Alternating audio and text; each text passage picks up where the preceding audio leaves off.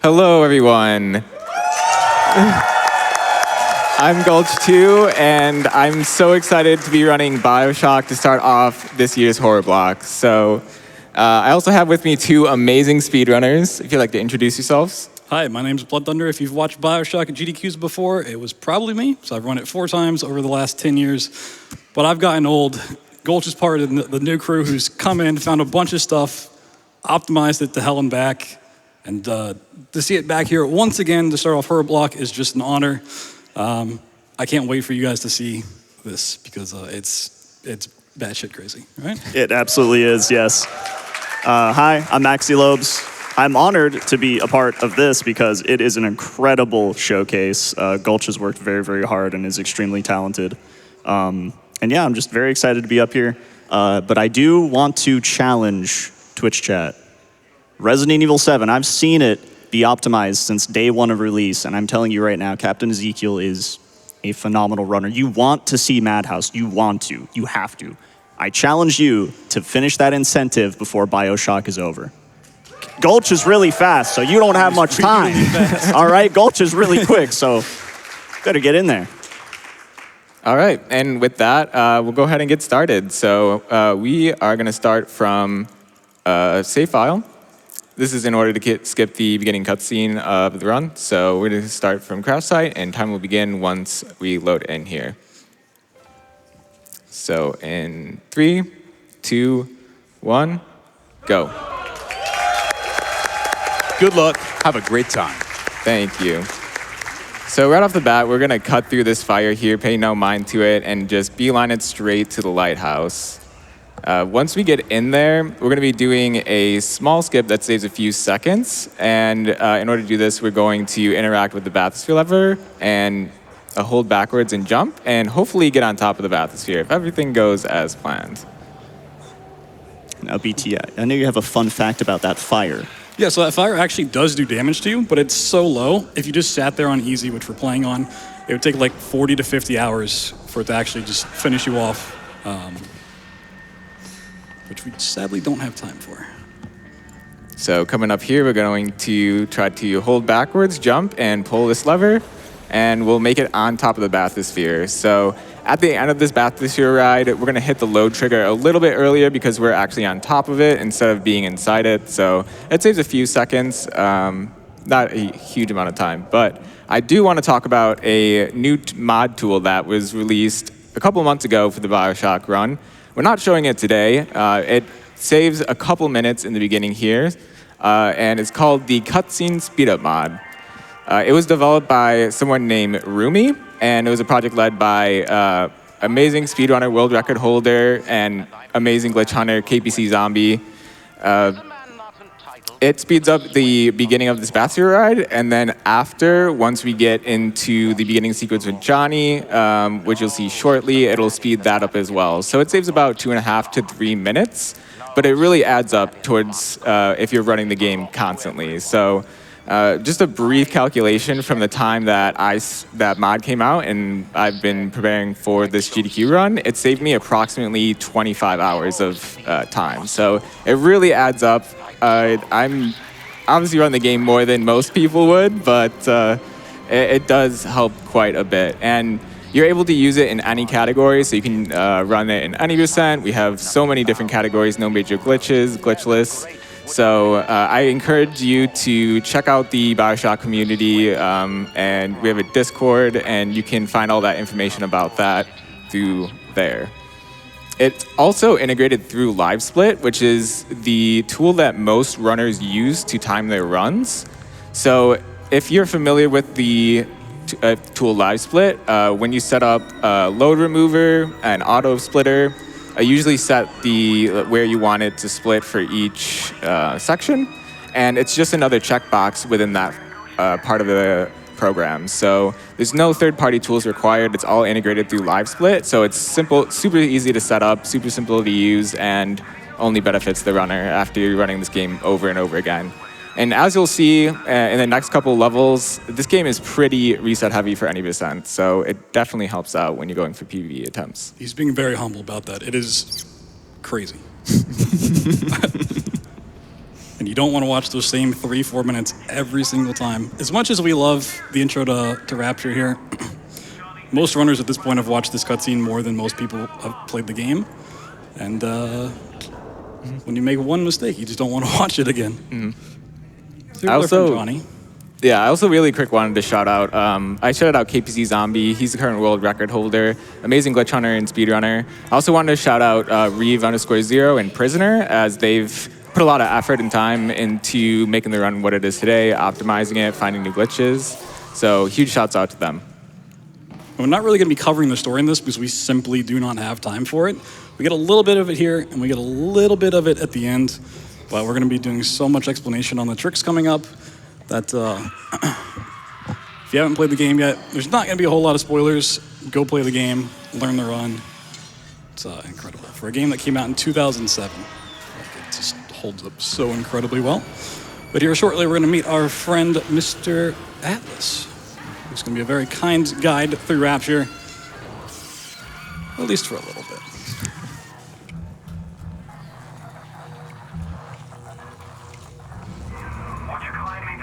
Oh, you said the thing? I don't know how you survived that plane crash, but I've never been one to question Providence. I'm Atlas, and I aim to keep you alive. Now keep on moving. We're gonna have to get you to higher ground. All right, so we have a short introduction sequence here. We're going to be meeting that spider splicer that we just saw jump on top of the bathysphere, grab our handy wrench, and get going with the run.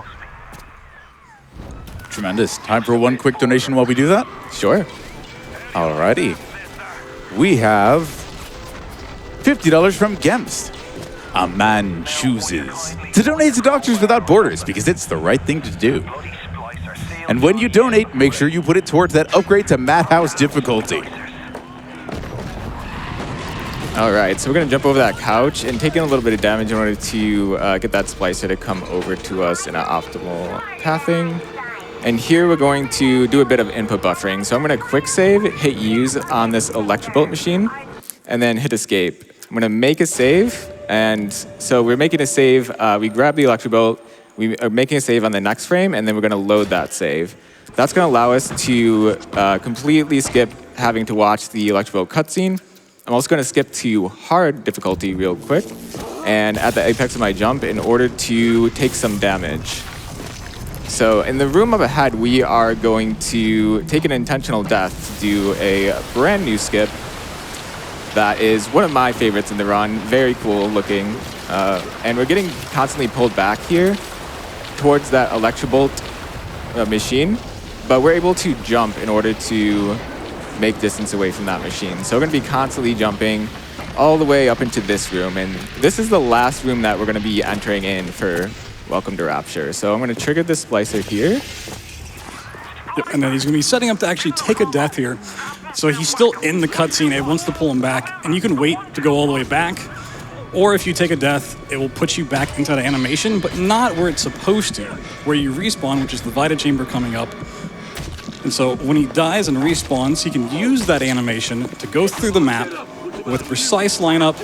He can fall out of bounds and look exactly where the end trigger door is, which if you've watched the BioShock run before, there's a handy-dandy bug that the devs found, and it's a left end where you can shock the door and leave early. Electrobolt doesn't really have any limitation to its distance, so this is going to look like utter nonsense, but he's going to fall out of bounds here, look in a very specific spot, and then use telekinesis to hopefully hit that door and skip the entire level.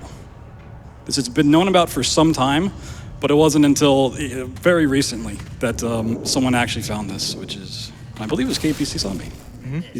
If there's a skip in this, it's 90% chance it was him, but yeah. That was it. Yeah, that was it. That was it. It looks like nothing. He's just that good. But we're going in the medical pavilion where the tricks just don't stop. This is the infamous splicer surfing. We don't have telekinesis just yet, so we can't go flying with it, but we're going to lure out one of two splicers here so that we can drag them all the way back. An important note about this is whenever we set this up, we have to walk on top of the splicer's head. We can't fall onto it or jump. So we're going to be using a lot of melee splicers, or thuggish splicers, and dragging them to certain spots around the map. And then we need to get on top of their head, And once we do that, when we kill them, our hitbox joins with theirs, and we can use that to clip through walls. So this one, we don't have telekinesis, which makes it a little bit difficult setting up just the right spot. Like I said, we need to get into a spot where we can walk on top of her head. And then when she turns around during a melee swing, trying to attack us, we can use that momentum to just seamlessly go through this wall. Watch how quickly he does this, I'm sure. Your place. I'll teach you your. Just so easy. Making sure to pick up a dagger here. Getting telekinesis to plasmid, that is super busted, both in terms of the speedrun and combat overall. A quick death warp here by just sliding off of that into the water, doing a ton of damage. Now we're going to respawn back where we were, where we set up that splicer, and we are very careful to not aggro a second splicer, so we can use that over here. This one uses a gun, so he's not going to do a melee charge unless we set him up in just the right fashion. So getting some stuff out of the way, making sure to not aggro him just yet, waiting from the walk. For listening. Schema saves, which is so lovely.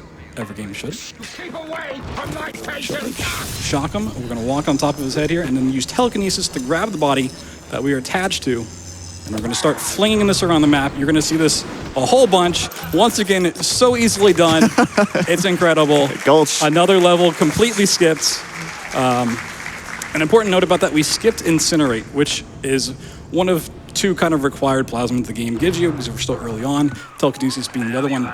It comes into play at the very end of this level. We don't have it. There's not a way to get it. If we could, it'd be way too slow. So we have to find a fun way to use fire along with the splicer flinging. But we have to make sure we get through this part really, really quickly because the splicer we need is on sort of a timer. There's a whole bunch of other enemies around him. There's a bot, there's another splicer, and they're just really annoying when you're trying to fly. So we're going to take them out real quick. Look for this splicer, make sure he's just walking, he's just enjoying his day, doesn't know what's going on. We're about to completely surprise him. Give him a little shock, drop down onto his head, and away we go. Taking away the hat so we don't hit that collision because it is extremely easy to fall out of this, just like that, which is why you're gonna see a whole bunch of saves, maybe some loads, maybe not. But yeah, we're gonna skip the entire quest line with the camera here by just skipping into Fontaine Fisheries and hold on. This is not easy. It might look easy. It's not easy.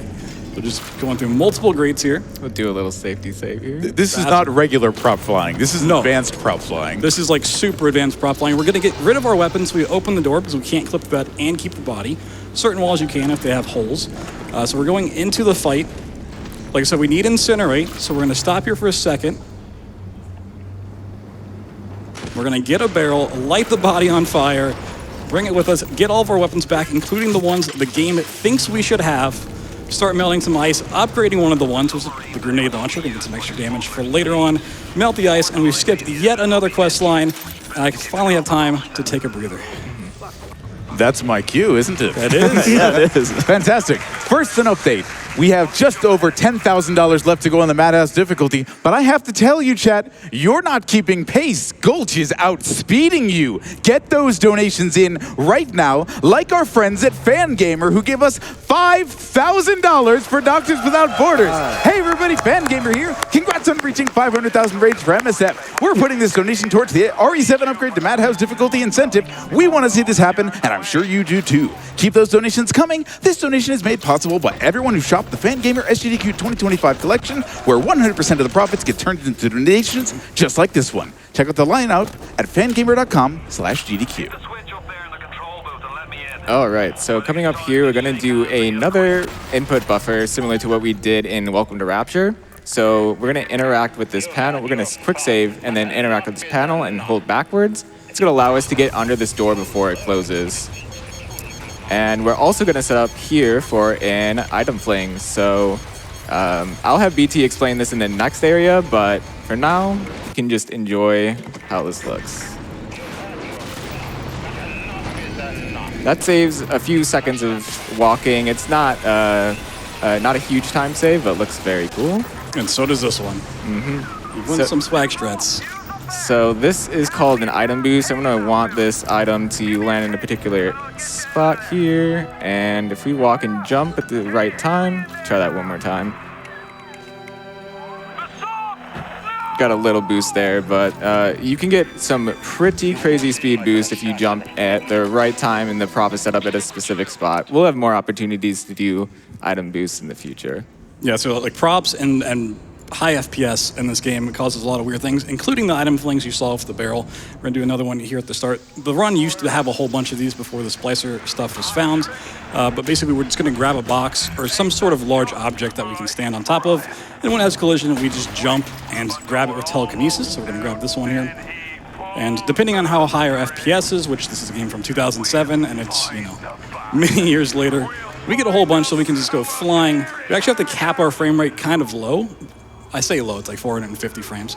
Just so we don't go flying into the ceiling and die, because we can probably hit over 1,000 FPS these days. And yeah, this box is just, it's... There we go. Grab a proxy mine for later on. You will see that come back. And now we have to deal with some more splicers. That's coming later on, but for now, congratulations on reaching that $60,000 for the Madhouse incentive. 10,000 left to go. Do not let up. Time for one quick donation from a friend.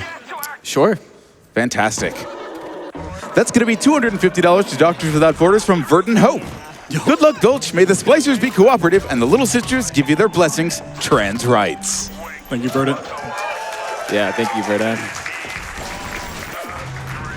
So here we're doing a splicer surf in order to get past the door that closes in Arcadia. This saves around 15 seconds when done optimally, the splicer surfing route, rather than doing an item boost. So you can kind of walk a box over to this area and fling over the trigger, but here we're just going to carry over on the splicer and make our way towards the end of the level.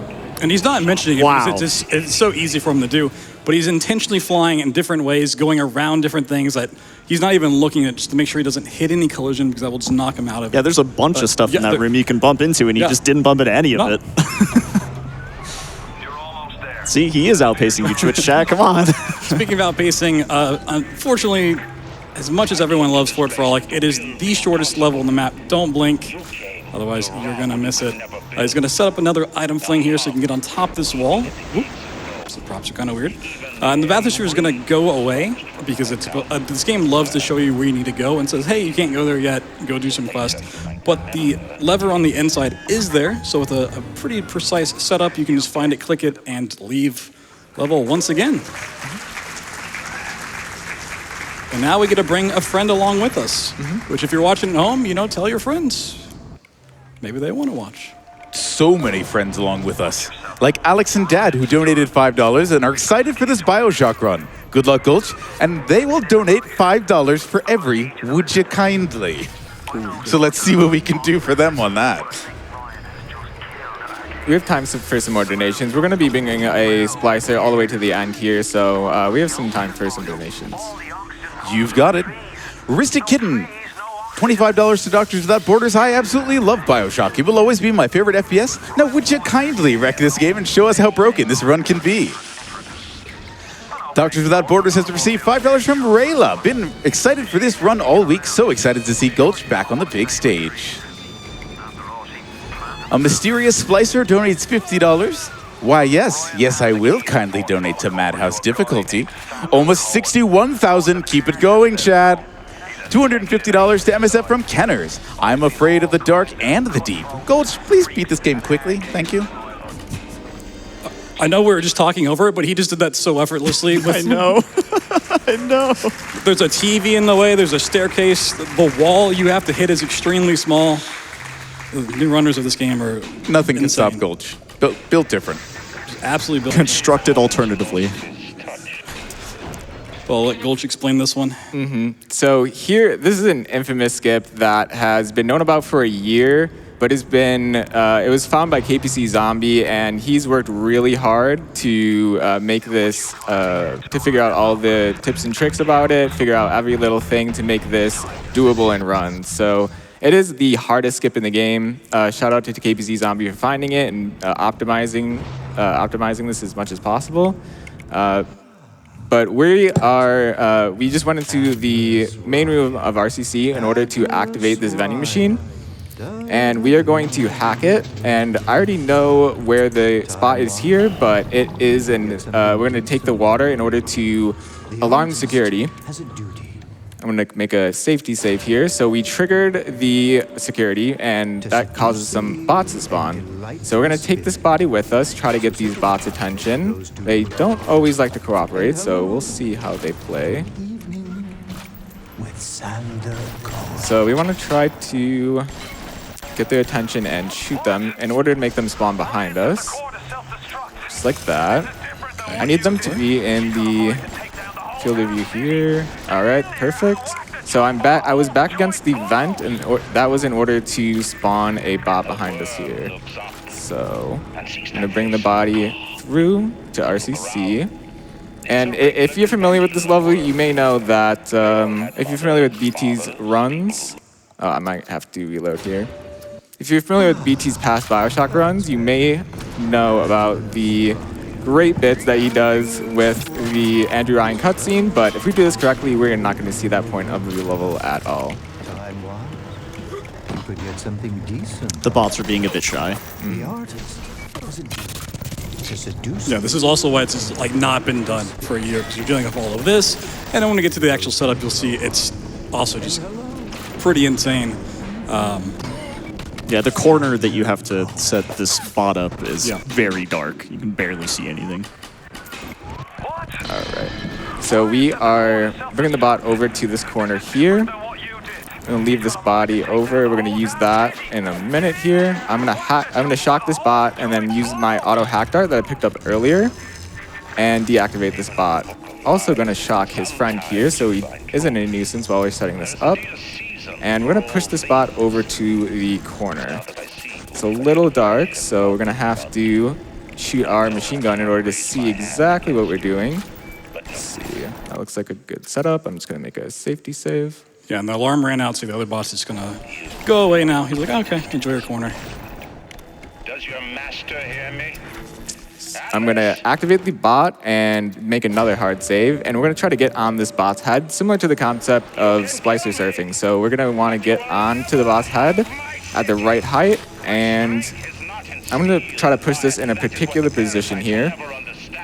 There is a vent behind us that leads to the next area, and it is currently blocked by a grate. So we're gonna have to clip through the side of the vent since the grate itself is made of a different material and we aren't actually able to clip directly through that. So I'm gonna make a save here and then try to back up on the bot as far as possible. Make another save. And we're gonna begin trying to clip through the side of this vent right here with this bot. So I'm gonna pick up the corpse here and just slide this bot over and towards that vent. Yeah, unlike splicers, you can't use telekinesis on the bot, so we have to use this corpse just to push it. Oh. And once again, any sort of physics at high FPS, just a lot of really weird stuff happens. And this is not only the bot, but also the splicer's body interacting together with you, so it is extremely Shenanigans. Not to mention that it's almost impossible to see. Like I'm having to squint. And Yeah, I think one of the visual cues for the bot is when you can't see the propellers. Have any of you played the game The Incredible Machine? It was an old PC game. This feels like building a Rube Goldberg machine in The Incredible Machine to launch yourself through a wall. So we're actually behind the vent here, but I'm a little attached to the spot, so we're not quite far enough. Oh, there it is. There we are. He's done it, the mad lad. Yeah, so there's this whole big thing with Andrew Ryan, you know, the most infamous scene in the game. We just won't see it. You know? If you want to see it, play it for yourself. And now would be a great time for donations. Happily, Atlas will start us off with an excellent suggestion, accompanied by a $5 donation. Would you kindly start a $5 donation train? I think you could probably do that at about 25 minutes if you wanted to, Chad. We're making fantastic progress on our Madhouse difficulty upgrade. We passed 86, 87, and 88% almost at the same time. We are now at 89% of the way towards our $70,000 goal, thanks to a $1,000 anonymous donation to Doctors Without Borders, and so many others. $10 from Madhouse or Bust. We can do this. Let's get that incentive. Welcome to the family. Instead of $5 train, can we just make it 7 for RE7? That's a fantastic idea. Help us speed it up a little bit. Every dollar matters. $25 from Jordan. There's always a lighthouse, always a man, always a city. Love this series, always glad I get to watch it live this year. Who's he? $50 to Doctors Without Borders from a certain Frank Fontaine. This Atlas person seems like a really helpful guy. I hope nothing bad happens to him. We'll see. Time for a little more. Yeah? An anonymous $200 donation came in. Wait, wrong game. Either way, we need to see that Madhouse difficulty.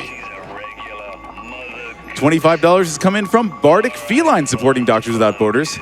This is madness, an absolute madhouse, or it will be. Quick, take this donation. There's no time. We must help madness take its toll. Do it for the hype. Do it for MSF. Do it for charity. And then there's like a little angry face emoji at the end. Dolph32 saying what we're all thinking right now, along with their $250 donation, horror block, best block, but we can make it more horrifying yet, so here's to getting that upgrade to Madhouse. All right, so we are at Apollo Square. At the beginning of this level, we triggered a radio message in order to open that door slightly early, and there you just saw an item boost that we did against that frag grenade. That was the type of boost that we're trying to go for in Smugglers early in the run, but you can see you can get a lot of speed there with that. And since we were playing the radio message, we're gonna make sure we save and load, because if all the radio messages plays, we'll be returned back to the previous level since we hit that, the door to the next level. So we're gonna make sure that we're saving and loading in order to keep those radio messages going. Yep. But another splicer surf here. This one's gonna go outside the map for the first time. It's pretty cool. It's pretty quick. Once again, we're just gonna make really quick work, avoiding all of his obstacles, taking this body all the way through Apollo. This skips the entire Lot 192 quest. Just through a no-player zone where you can't enter, but the body can. It goes through the other side. You pop through, back into the map. Gonna be setting for a death warp in the next level by taking big fall damage. A little bit of grenades. It's so clean. It's crazy. This guy's too good. He's too good. He's too good. If you've been watching all week, you saw it hyped up over on the interview stage, and there it was performed just like you saw it. Yeah. So So effortless. cool. But we're not done yet. Not done. It's the crazy thing. We do have a couple levels, so if you want to see that incentive get met, do not wait, because it will be over very quickly. We're going to take a death here, just to kind of get past some stuff with our good friend Fontaine. He's gone a little crazy. Who hasn't when you're trapped underwater for who knows how many years? He's also incredibly strong. We're just going to do an item fling up and over some triggers, so we can kind of bypass some waiting. Just a little bit of a jerk. That guy is so rude. Also, we usually use boxes for item swings because something like this just has a tendency to roll around. It's quite annoying. You also have to make sure it's not moving when you save, otherwise it loses collision. It's a big part that usually goes a little bit unnoticed, but you're gonna always see him wait until it stops. Get around those triggers so he can go through these doors. There he is, it's kind of chilling. We'll see him out a little bit more. Gonna set up for what's known as Last Chance Kid, where we jump over a trigger so that we don't get stuck in place and we don't get slowed down, and we can just skip this entire quest line where we become a big daddy. Shout outs to people who like big daddies. And a little T-pose for the family. One time for the fans. You know, I know we said our train would take off at 25 minutes, but that came and went as we were explaining it, so I'm giving you a little extra. 27 minutes is right now, and like BT said, $7 train. That train don't stop until we hit the Madhouse. Get it going, chat. All right, here we are in Proving Grounds, the most infamous level for people playing casually and as a speedrun. This is the escort mission. Everyone dreads it. You can see it with the HUD. We're supposed to be a big daddy, and we're supposed to use a little sister to go through the entire level. They open all of the doors for us, which we're not going to do. There's also 3 bodies we're supposed to harvest. We're going to skip all those by setting up yet another Splicer Surf. Couple saves, because once again, if you fall off the bodies, there's no saving it. You just have to reload or just do the entire level over again. And this is Marathon, not going for a record here, so we're not going to reset as much as we'd like to keep playing. We go flying through this door. We're going to grab a trash can from across the arena because we need a little bit more height to get on top of the Splicer's head. Make sure it's lined up perfectly. This one's quite annoying. We need to wait for it to actually stop moving. He tried to block a Splicer there so they didn't walk all the way back down the hallway. Unfortunately, we do have to wait for him. So I'm just going to grab a proxy mine while we wait, set this up. He's going to take your time. Yeah, there's a little bit of RNG involved in this. This particular splicer we call hatless because it doesn't have a hat. So you can grab mask or hats in order to get them to get over to the trash can a little bit faster, but this one unfortunately did not have any articles of clothing for us to remove. So we're going to take this guy for another road trip. He's going to help us get to the basically end of the second fight. 2 bodies are kind of in one area, and we're just going to clip in through this door, which takes us to the end of it. And for some reason, there's air vents all around the arena. You can see one there on the left that normally are supposed to be locked until you get past them, you hit a certain checkpoint. And that's if your little sister, unfortunately, gets too much damage done to her. You have to go and get her from an air vent again. But at the very end of this area, one's already just activated, so we're going to grab one here instead of doing it at the very beginning.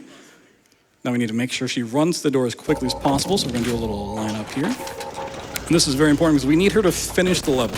We could just do a splicer clip to the final elevator, but we need the needle that she has in order to go deal with our friend Fontaine. So we're going to take out this, because if she's in combat, she's going to run to us, and we don't want that until we get to this wall. So we're going to kind of deal with these turrets. Get this one to start firing. She's going to run to us. By the way, hard wall save reminder. Yep. Good call. Good call. So she's just going to chill at that wall for a little bit. We're going to go mess with some stuff and come back. We're actually going to essentially clear the 3rd body without her being there at all. So we're going to use all of those proxy mines that we picked up along the way, expertly routed in. Not sure where that splicer's going. Get that bot out of here too. A couple more proxy mines placed just where they might spawn. And there's some unfortunate soft locks that can happen here, which is why we make so many saves. If like 2 splicers die to the same grenade, it just counts as 1, which won't end the fight properly. But once we get over here, we don't want to kill all the splicers off immediately because we don't have the little sister with us, and we still need to get through a gate, so we're going to use one of these to splicer serve with. But we're also not in the main room, which makes this, well, for me it's quite annoying to fly through, but for Gulch, I'm sure he's going to make it look pretty effortlessly. Just going to get this guy to jump. Get on top of his head, take off his mask. Make sure he falls down. Ooh.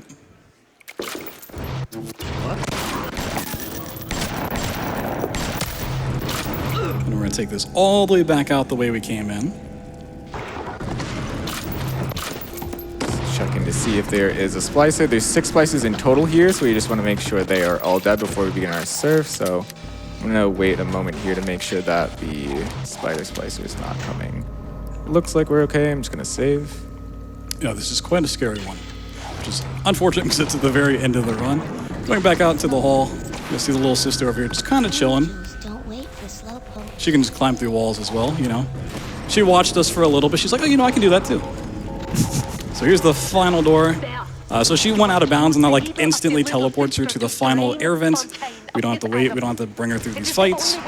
We don't have to deal with the Kool-Aid Man. Which might sound weird, but yeah, go play the game. Grab the needle and we're up into the final fight, which combat for us is pretty simple. It's the first time we've really had to fight anything that has more than like 2 health.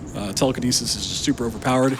You can throw like splicers at each other. It's a one-shot kill, but here we need some proxy mines. Yeah, we got 3 little cycles of Fontaine, and then we are done. So if you want to get those donations in for the RE7 incentive, which you want to see, you absolutely want to see it. You don't have much time. Yeah, they're doing well. They're moving fast. We're at 92% here. Just under 65,000 out of the 70 to go. Keep it up. You have no time at all, but now is your time. Yep, so this is the fight with Fontaine.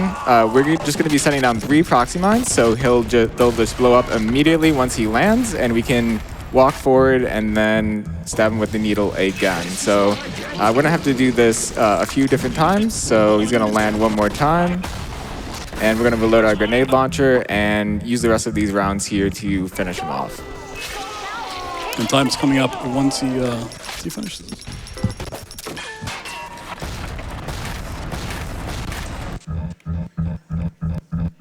And that is time.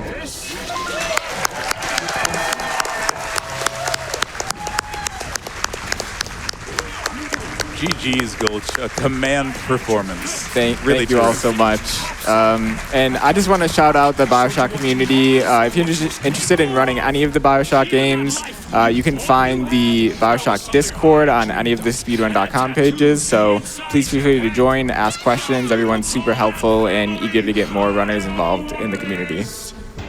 Also, if you're wondering what ending we got, there are multiple endings in this game. We get the good one. We're gonna watch little sisters just stab him. Because the game doesn't actually give you the bad ending until you harvest 2 little sisters. And because we just didn't interact with little sisters at all, it's like, oh, have the good ending. They're just that fast. Yeah, get them. A fast run and a happy ending. Couldn't ask for anything better than that. All right. Maxi, BT, anything from either of you? No, follow Gulch. Said I used to run this. I still run it from time to time, but there's a whole new crowd of BioShock runners for all the games. If you like this, splicer surfing, bot clipping, that's in BioShock 2 as well, which Gulch is another top runner for that as well. So shout out to all of them for keeping it up the grind. You know, I've run this for a decade, but they're the ones that keep pushing it lower and lower, which is just awesome to see. I'm so glad everyone got to see this done as well as it did. Yeah, I was honored to be here, honestly. Gulch, thank you. And definitely follow him. I mean, he has so many good first-person shooter runs, you know. He's got Fear. He's got Fear, a classic. Recently got involved with Fear 3, which some people, you know, thought was a bad speedrun for a while, but that's a really good one now. Yeah, a lot of cool discoveries. But super talented. Follow him on Twitch. Thank you so much. Yeah. Thanks, everyone. Chat, audience.